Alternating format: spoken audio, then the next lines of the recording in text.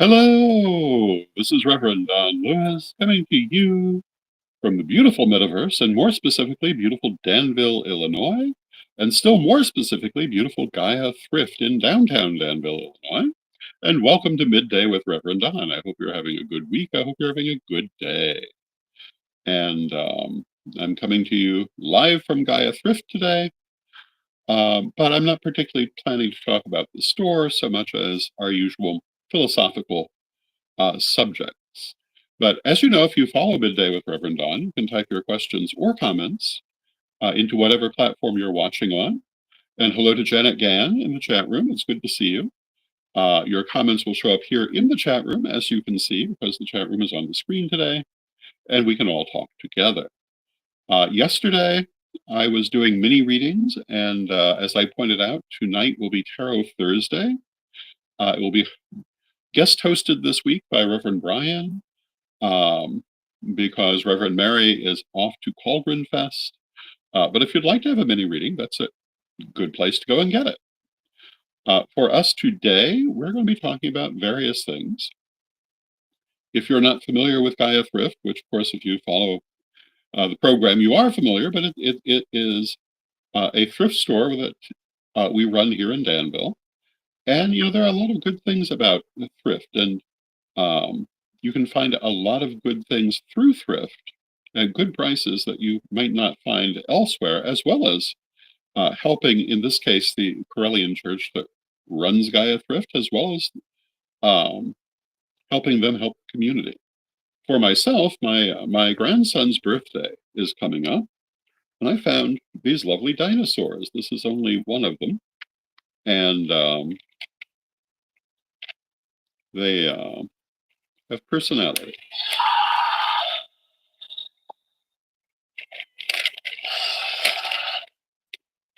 His parents are going to be very pleased, I'm sure. Hello to Kaiden in the chat room. But I was very pleased to find those. I found them at a very good price, and they will be being mailed off to my grandson here in the future.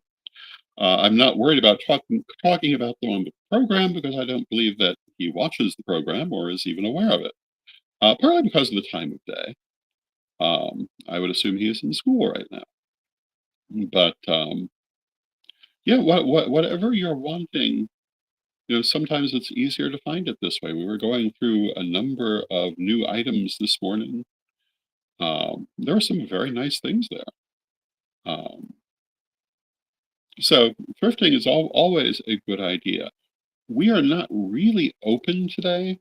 I mean, we are kind of, but our sidewalk is blocked off, so it's unlikely anyone is going to be coming.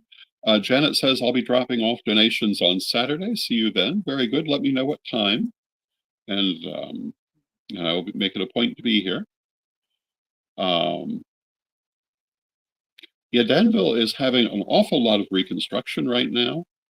The adjoining stores have been doing a lot of interior work for the last several months. The Jansky Tattoo Parlor up the way is doing heavy renovation just at the moment, which is why the sidewalk is closed off. And of course, the big news in Danville is that they're working on bringing down the Brzee Tower. And this is causing a lot of downtown to be shut off at this time. You cannot come down that street that the Brzee Tower is on. You have to go around the block. And some of the businesses in that block are still open, of course, because you can get to it from the other side. But I'm sure that traffic is much slowed down at this time. And if you're not familiar with the Brzee Tower, which you would only be familiar with it if you were from Danville, it was for about 100 years the most significant landmark,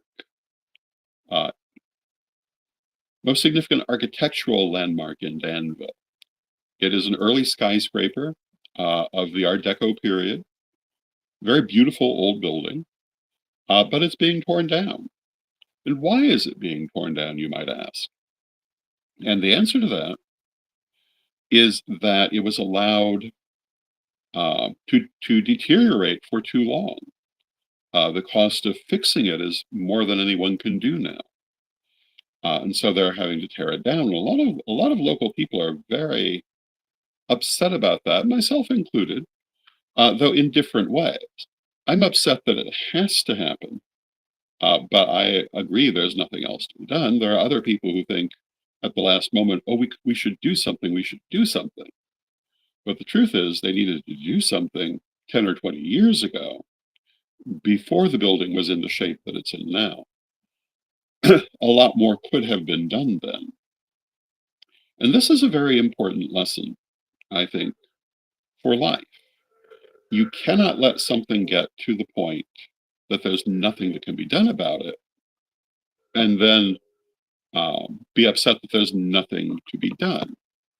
And hello to Renee in the chat room. It's good to see you, Renee. And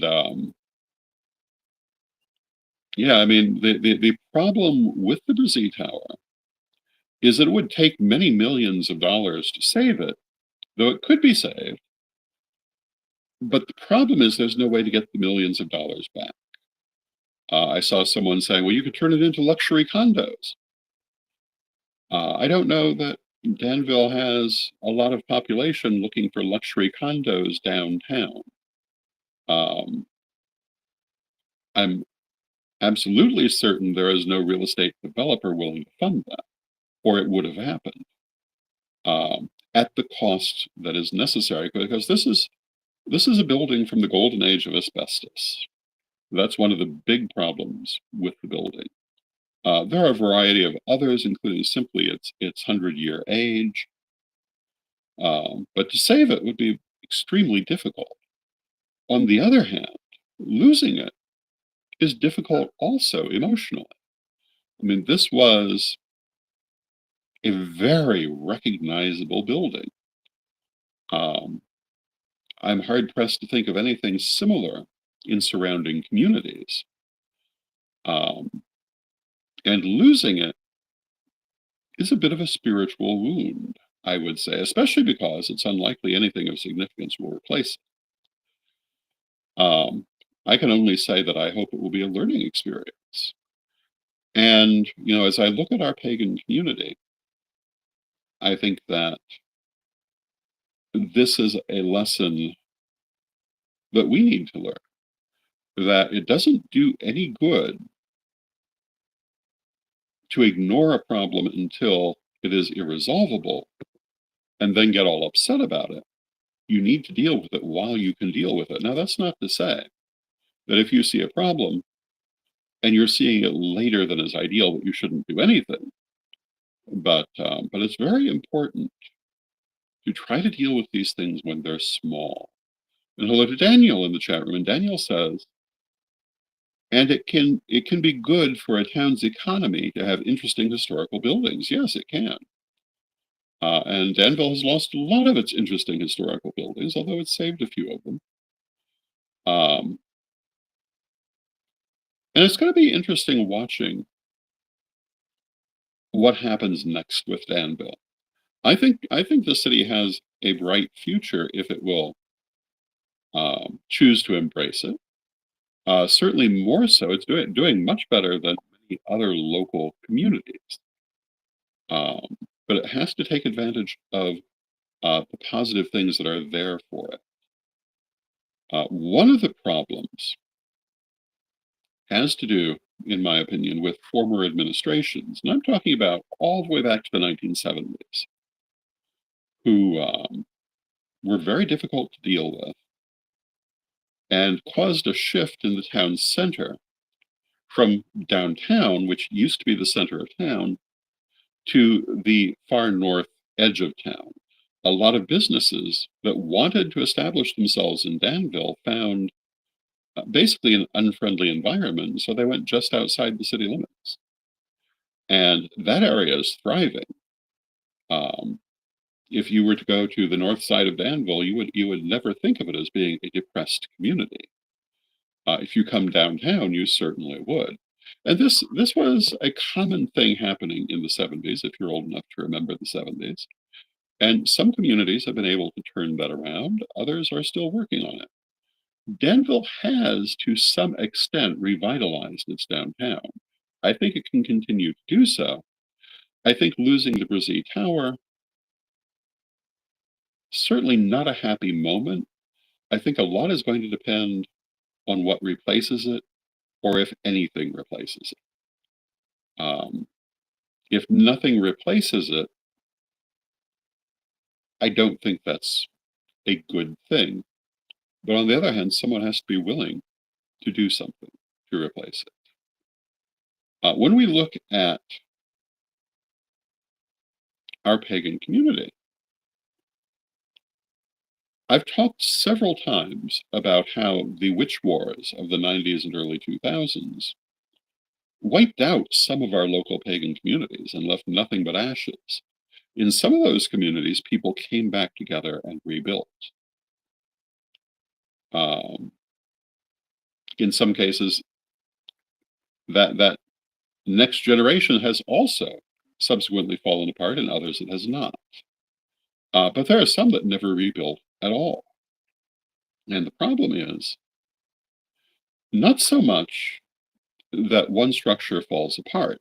Structures fall apart all the time. It's part of life. It's a rare structure that survives for a long time. But the thing is, when an important structure goes away, does nothing replace it. When something that is giving a community cohesion, and hello to Steve Taylor in the chat room, it's good to see you, Steve, and helps that community to come together, goes away, something else needs to come in, or that cohesion and place to come together will be lost. But then we run into certain problems. One of the problems we run into is that our community has such an unhealthy attitude toward money and organization. So what usually happens is that just one person um, or a couple of people end up having to do everything. And that's often what makes these structures so unstable. When one person is doing everything, especially if they're also funding everything, and let's face it, many of our structures are funded by individuals, or even if they have some public support, it's often individuals who are carrying the main part of it. You run into a problem if that individual comes to a point they can't do that anymore, or if a group of individuals who are supporting everything fall out among themselves. It can be hard to survive that. It's possible to survive it, but you have to really want to survive that. It would be so much better if, as a community, we could adopt a healthier attitude toward organization and fundraising that would allow organizations to remain more stable. One of the things that's kept Witch School going all these years is it had a healthier attitude toward these things. One of the things that keeps the Corellian tradition continuing forward at this point is that it had a healthier attitude toward these things that allowed it to survive periodic internal struggles. All organizations will have periodic internal struggles. It's part of human nature. It's rare the organization is strong enough to survive it. And I'm proud to say that ours was. I've watched others fall apart from smaller arguments. Now, Daniel says where I'm at in Hagerstown is definitely a second chance city, and they are progressing. It's also a very pagan friendly place, and that's wonderful. Um, and yeah, a lot of the towns throughout the United States have seen better days, and those that are remaining prosperous and progressing have mostly had to embrace new ideas because the things that once made them successful are no longer here. I've talked many times about the whole idea of the factories coming back. When we were in Hoopston, everybody wanted the factories to come back, ignoring the fact that the infrastructure which allowed those factories to exist was mostly gone. And the things that once made that tiny town desirable to a factory are no longer true, meaning that it was once at the center of major roadways and major railways, which no longer are important as they were then. Um, the idea of the factories coming back to small towns is mostly a fantasy. If you want your small town to survive, you need to be thinking of something other than a magic savior in the form of some massive factory coming, because that really is not likely to be happening. I know there is a lot of push at present to bring more manufacturing back to the United States, but that's probably not going to be in small towns. They're more likely to set up in or near the large cities where they can get um, a workforce with enough education and also have access to the infrastructure that they need. Um, and it's interesting the extent to which people allow themselves to be driven by fantasy, um, without stopping to ask themselves about the practicalities. Today's factories mostly aren't the factories of the 1950s. The way we manufacture things are mostly not the same. There are some things that are, but by and large, it's all become much more high tech. And the days when a person of limited education and background could walk in and simply start doing it are in many cases past. You need to have a certain level of knowledge from the start. And a lot of the people who are wishing the factories would come back are not educating their children enough to be able to work in them if they did. Daniel says, um, you're right, you have to start thinking of new economies. And well, yeah, you do. And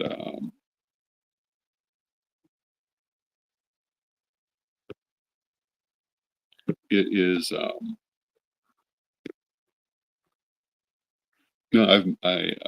being on my phone, I'm not being able to see all the comments as they come. So I'm trying to respond where I can. But yeah, we have to. Yeah, I was talking this morning with Ed the Pagan, as you might imagine. We were talking about how everyone, well, it's a well-known trope, but it's so true, that everyone is always preparing for the last war. Whether we're talking about martial conflict or economic change, um, people are rarely prepared for the next thing and always focused on the last thing. And the last thing is not what you're going to get the next time, with very few exceptions. And you have to be prepared for what is perhaps less familiar and therefore less reassuring. But if you're not prepared for that, you're going to have problems. Um, and again, you can't wait to the last minute and think that the same tactics that you could have used 20 years before are going to save the situation. I look at the political developments in the world and think of that in particular. I see a lot of people running around suddenly wanting to do what they needed to do last year or 10 years ago, but we're not in quite the same situation. I'm not saying there's nothing that can be done, but I am saying it's not the same things. Um, that's also true here in Danville. The people who would have liked to have saved the Brzee Tower, they needed to do it 10 years ago. Maybe even 1 year ago if they'd been really dedicated, but they would have had to raise an awful lot of money. Um, and none of them seem to be thinking of the money. Um, but rehabbing a 100-year-old skyscraper, even though it's a tiny skyscraper compared to later periods, but rehabbing something like that is millions and millions of dollars. It's not going to happen under any other circumstances. And by the time you come to the point the building is derelict, it's far harder. And getting someone in the private sector to do that, they have to be able to get their money back. It's not even whether they're public spirited or not. That's an awful lot of money to use in a situation where you're not going to see a return on your investment. And if the city had done it, all these same people would be complaining about the waste of money um, that they would have had to have spent to do it. Because, as they say, you can't really please everybody else. And I think it was Eleanor Roosevelt who said, whether you do or whether you don't, you're going to be criticized. So you have to do the thing is right. And to me, that has always been a guideline. And I found it to be very true. Um, I have found criticism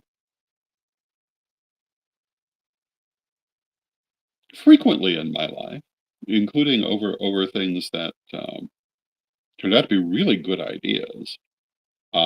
Which school actually would be one of the more obvious ones. Everyone hated the idea of doing which school. Initially, Ed the Pagan was alone in thinking it was a good idea. It turned out to be one of the best things I've ever been involved in my life. And decades later, it's still there, still serving people, still educating people. Um, but not only founding the school, but every change that's occurred in all the years since. Um, there's been criticism over um, sometimes reasonable, sometimes vicious, but you have to do the thing that you see is you see as being the next right thing, and sometimes it's not. Sometimes you realize afterwards, oh, that's not what I should have done, and then you do something else. I can think of a number of things that I've done over the years that um, turned out not to have been the right choice.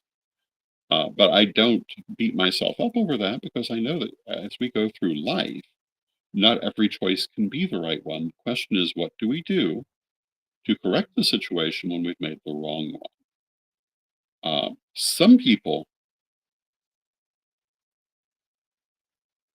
can never reassess their ideas um, and therefore cannot change their actions, even when they're dead wrong.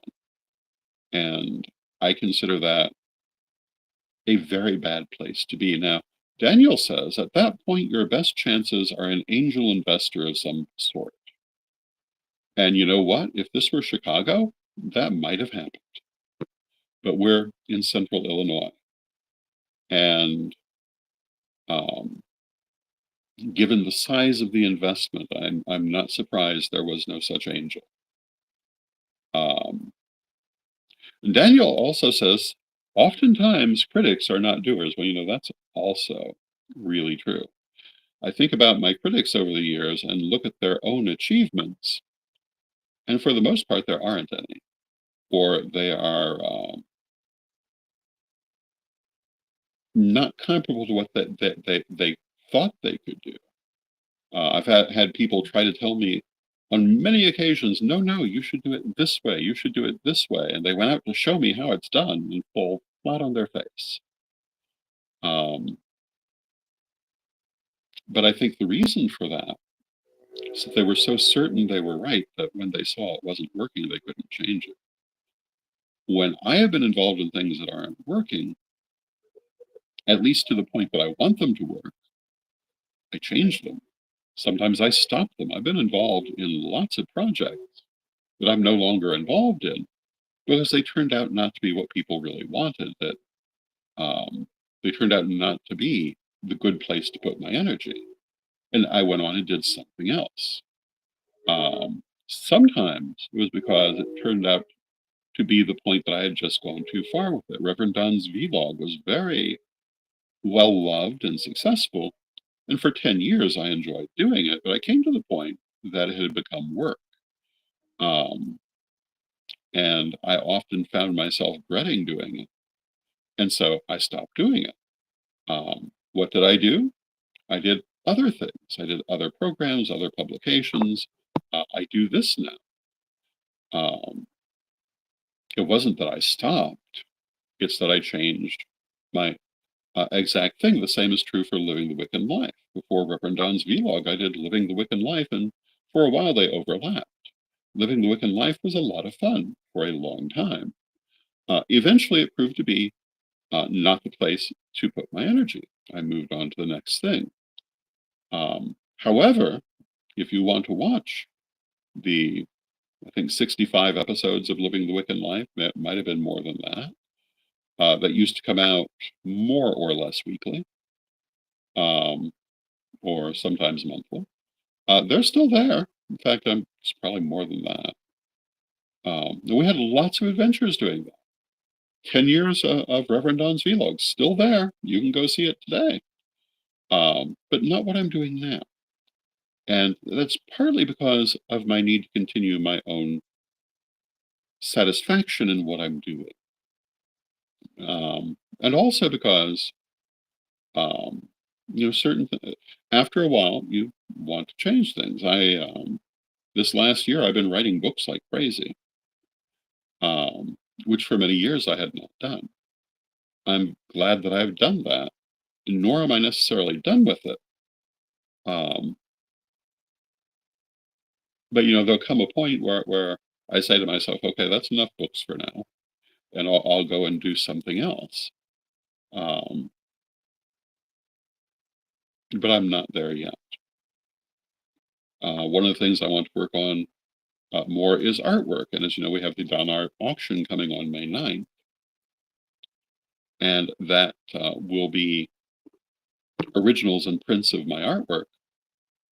We shall see how that goes. I have a children's book in the works, which is going to be heavy on artwork, written by Corellian First Priestess Alyssa Kemp Highcorell, and featuring as its main character her daughter Mabel. And it's a lovely little book, and hopefully that will be out before the end of summer. But yeah, there are so many things to be done, and you have to you have to approach them in the orders that will allow you to do them. And again, you can't let it go to the point that it's beyond fixable and think you're going to fix it. And if you do let it get to that point and you still want to fix it, you have to use different methods than you would have done when you still had all the time in the world. Looking at the Brazil Tower, the only thing they could have done, other than what they're doing, taking it down, would have been to find one or more angel investors to save it as a historical artifact. But they would have had to find some powerful inducement to get them to do so. And, that would have been a pretty big thing to do. I look at the sudden political organization happening in our community and think, what a wonderful thing that would have been a year ago, 2 years ago. But I don't know that they're focusing on the important things that could make a difference now. I'm not entirely sure they're not, but I don't know that they are.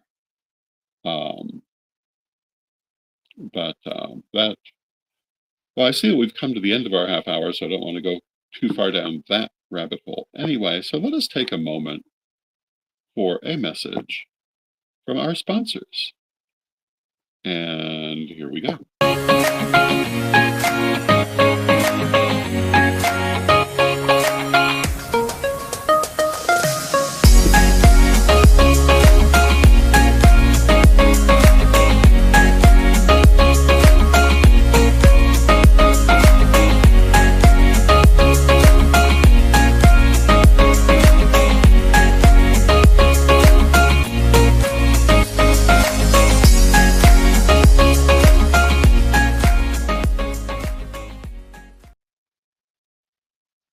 Hello, this is Reverend Don Lewis coming to you from the beautiful metaverse, and I would like to invite you to my Don art showing and auction on Friday, May 9th, with original pieces and prints of my artwork and other interesting items with the auction at 5 p.m. on Whatnot.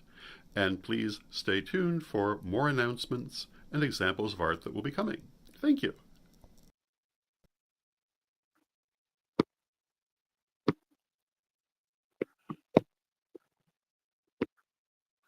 And thank you to our sponsors, Equinox Learning Hub and the Don Art Auction on May 9th. I hope you'll join us for that. Thank you for joining me today. I hope you've enjoyed the conversation. Tomorrow, Reverends Phoenix and Alyssa will be guest hosting for me, and I'm sure they will have some fascinating things to discuss. Next week, I'll be preparing for illustration, and I'm going to have a variety of guest hosts, so I hope that you will enjoy them. And meanwhile, let us close with our prayer, as we always do.